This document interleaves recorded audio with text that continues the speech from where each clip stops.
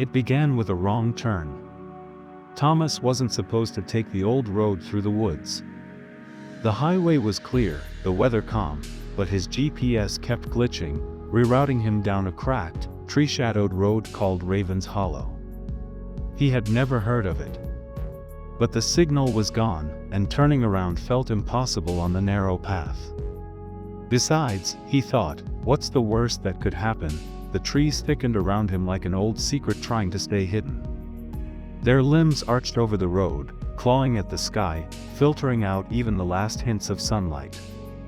The further he drove, the darker it got. His headlights cut through the gloom, but they only revealed more mist and shadow. That's when he noticed it, the complete silence. No wind. No birds. No life. His car sputtered. Then stopped. Just like that he turned the key. Nothing. The dashboard blinked once, then went dead. Frustrated, he popped the hood, stepped out, and was instantly greeted by a wall of cold air.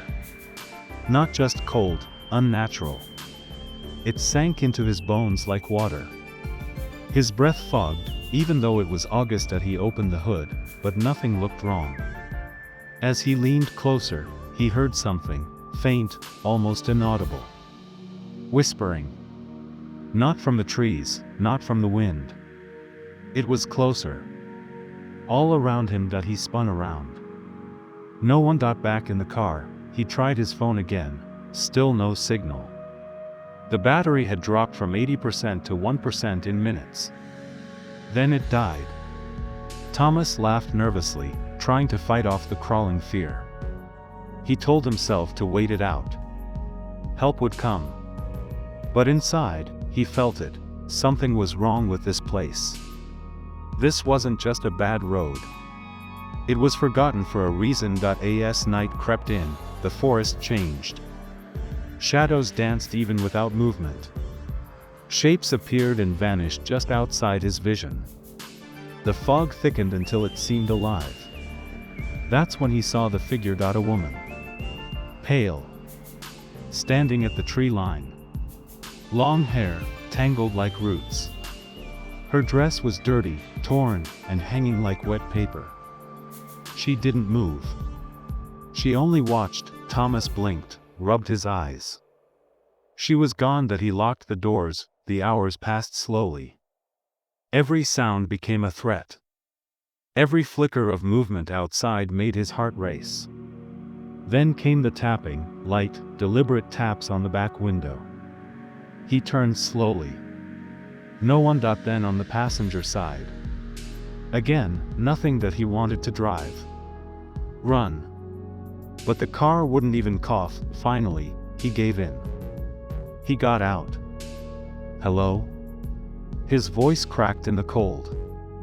Is someone there? No answer. Just mist curling around his ankles. He walked a few steps into the woods, thinking maybe there was a house nearby. Maybe someone had signal. But the trees seemed to shift around him. The path behind him was gone. He turned. Trees. All around, panic set in. He started walking faster, calling out, but the only response was echoing whispers. Not repeating his words, answering them.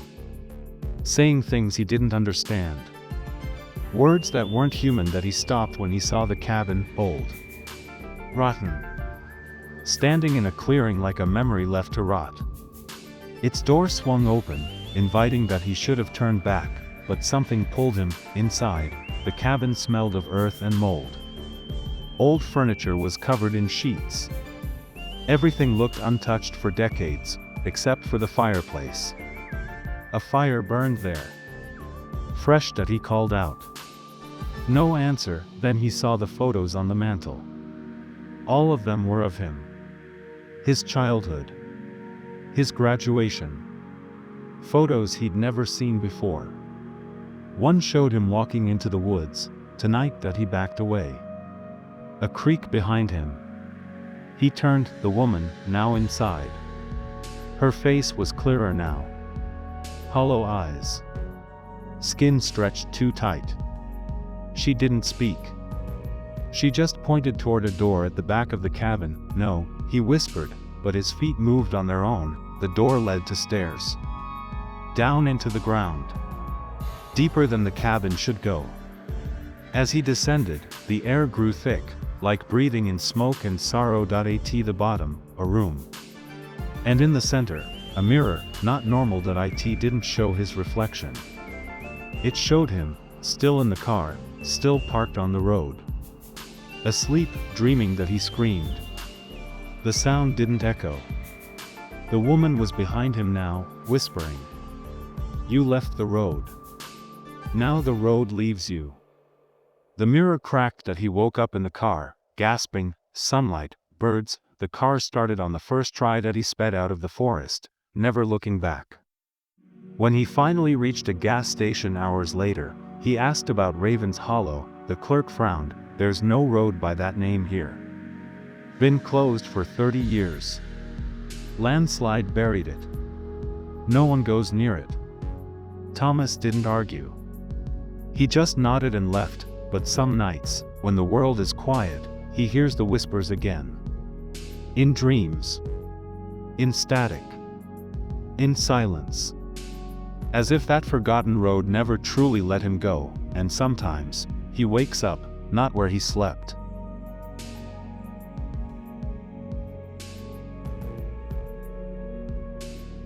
There's an old train route in northern Michigan that no longer runs. Locals call it the Midnight Line.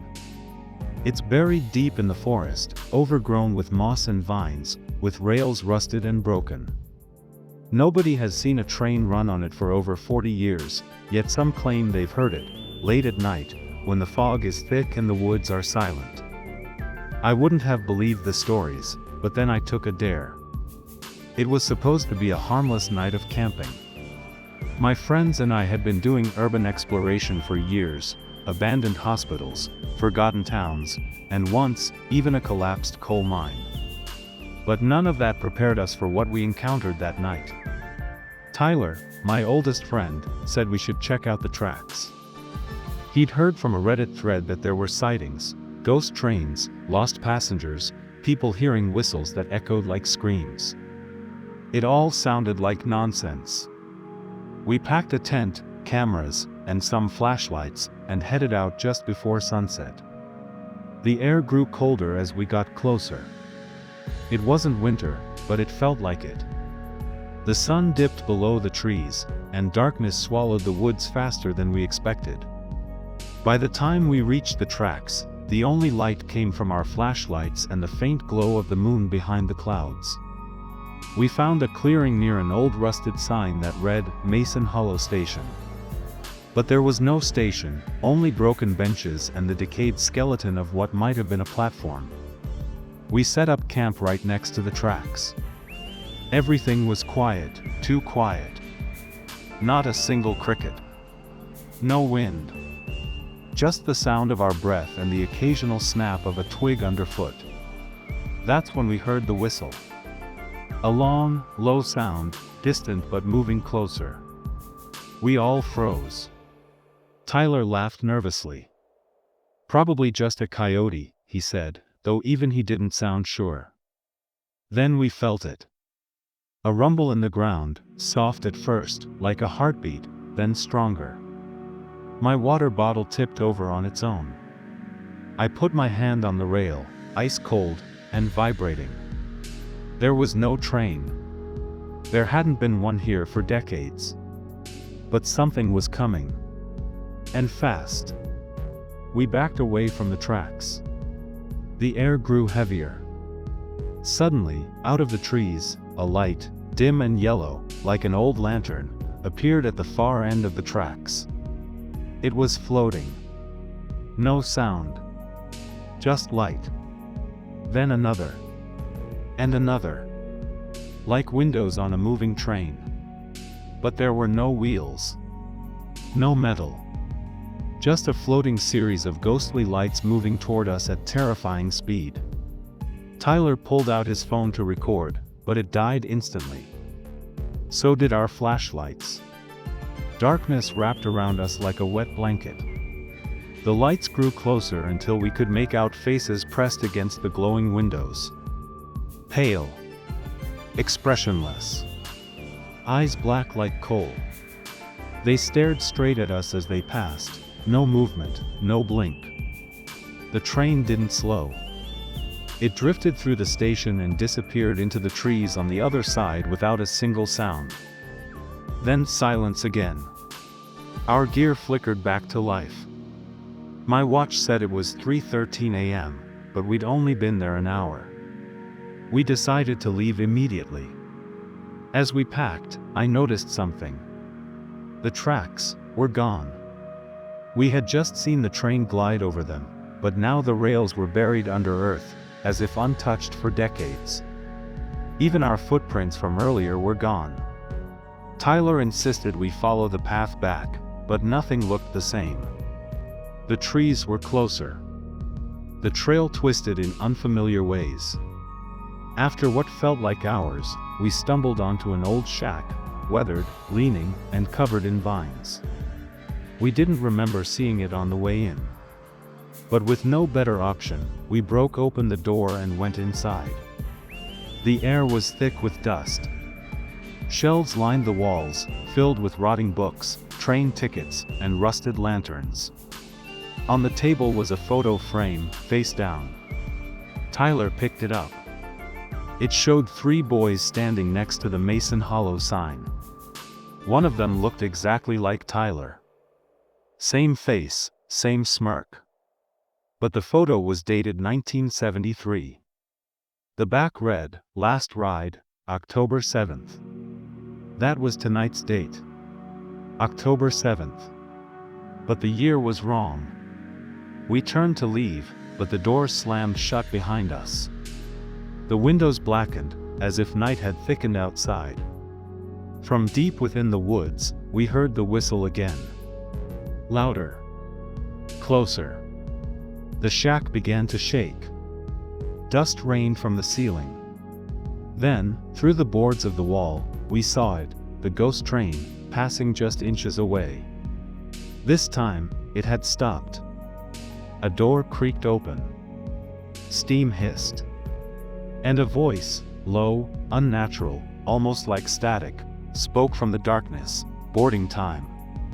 Tyler screamed and bolted out through a broken window. I followed, heart pounding, lungs burning. We ran until we saw headlights, a Ranger truck. We flagged it down, gasping, half hysterical. The Ranger was confused. Said this trail had been closed for 30 years. We pointed behind us, but there was no shack. No tracks. Just woods. He took us back to town, and we never spoke of it again. But I still dream about those lights. The pale faces. The photo that shouldn't exist. Every year, on October 7th, I hear the whistle again. Distant. Hollow. Like it's calling my name. And I know, one night, I might not be fast enough to run.